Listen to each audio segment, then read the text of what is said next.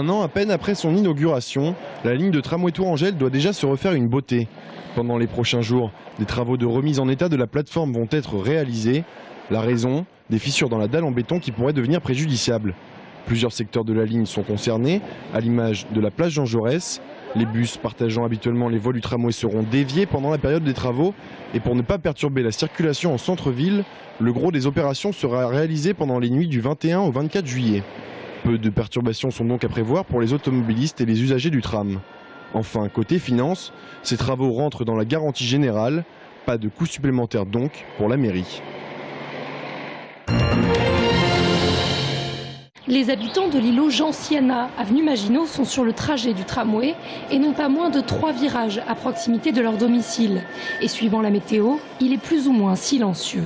Pour l'instant, ça fait pas trop de bruit parce qu'il n'a pas plu, mais quand il a plu et que ça sèche, le bruit est strident et très long, quoi, très long. Réveillé tous les jours à 5h20 du matin, ce riverain est excédé.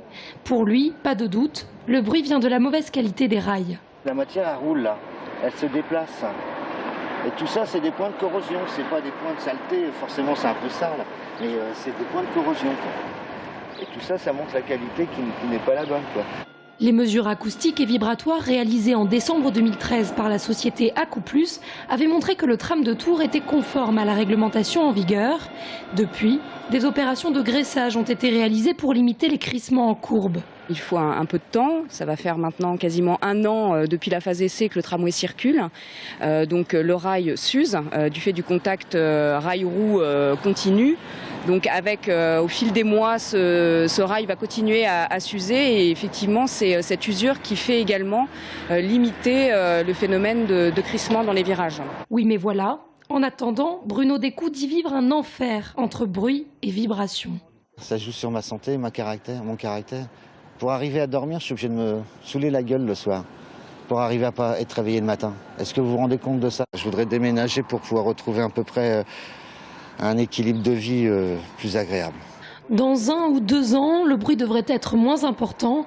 D'ici là, les riverains devront déménager ou prendre leur mal en patience.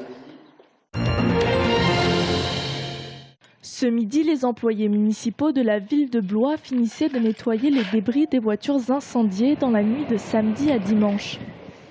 Dans le quartier de la Quinière, ce sont 2 voitures garées l'une à côté de l'autre sur un parking qui ont pris feu. Dans un autre quartier, celui de Coty, 2 voitures ont connu le même sort.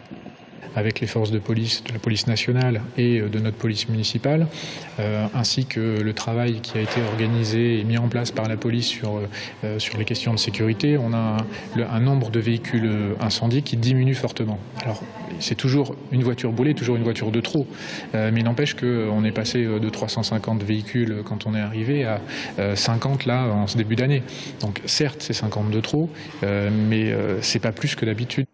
Les enquêteurs devront déterminer si une rixe survenue plus tôt dans la journée est à l'origine de ces incendies.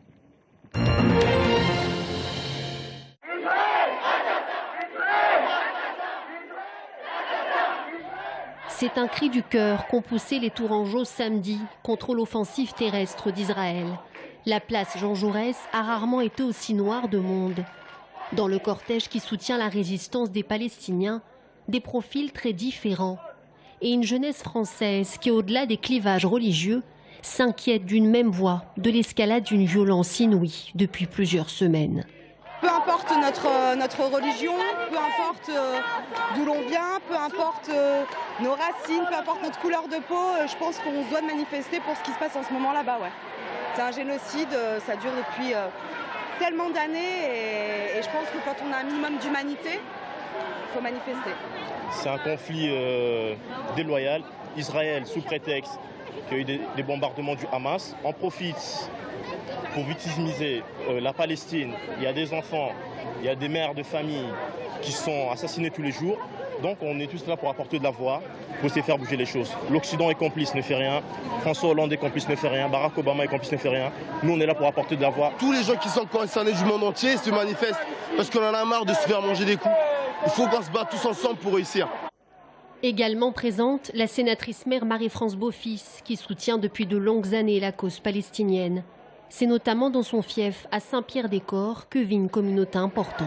Manifester aujourd'hui, c'est dire il y a un certain nombre de décisions internationales qui ont été prises à l'ONU. Nous estimons qu'elles doivent être appliquées. Et Israël ne peut pas se permettre aujourd'hui de détruire des vies humaines comme elle le fait, alors que c'est elle qui est responsable, c'est l'État d'Israël qui est responsable de la situation telle qu'elle est vécue en Palestine. Sam Nazal, lui, est psychologue à Tours depuis de nombreuses années. Palestinien, il prend régulièrement des nouvelles de sa famille restée là-bas. Ras-le-bol de cette humiliation à la frontière, humiliation dans l'aéroport, blocus total. Donc maintenant, si vous voulez, à la place de mourir à long terme, non, elles sont prêtes maintenant face à tout ce qu'elles sont en train de perdre, de réaliser leur victoire. À ce jour, plus de 400 Palestiniens, pour la plupart femmes et enfants, ont été tués depuis le début de l'opération israélienne le 8 juillet dernier. Près de 2400 ont été blessés. Probablement l'un des conflits les plus sanglants à Gaza depuis 2009. 81, c'est le nombre de rétentions de permis de conduire effectuées par la police et la gendarmerie entre le 10 et le 16 juillet en Indre-et-Loire. Près du triple de permis retirés comparé à une semaine classique et en partie dû au festival de musique Terre du Son. Sur place, les gendarmes ont multiplié les contrôles et renforcé leurs effectifs. Résultat, 42 automobilistes n'ont pas repris la route, dont 33 à cause d'une consommation de stupéfiants. Pour Thierry Bourgois, chef d'escadron, ce n'est pas une surprise. À l'occasion de ce genre de festival, on sait qu'il y en a qui arrivent avec des produits.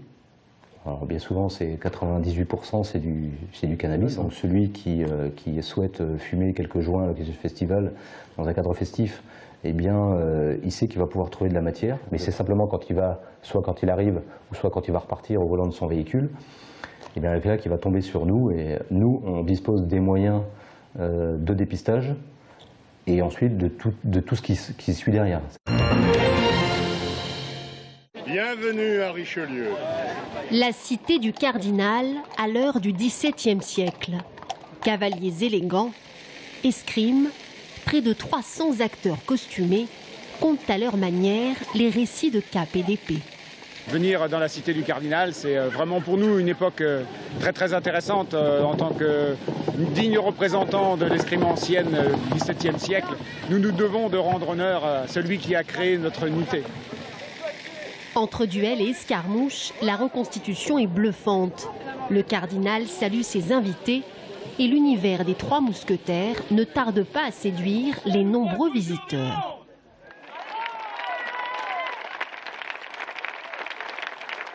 Spectaculaire, les enfants ont adoré, les grands aussi. Merveilleux, vraiment à retenir. Il faut venir, c'est parfait. Très très bien, vraiment beaucoup d'énergie. Ils sont vraiment super, très drôles. Ça vaut vraiment le coup. C'était très intéressant, il y avait beaucoup d'humour.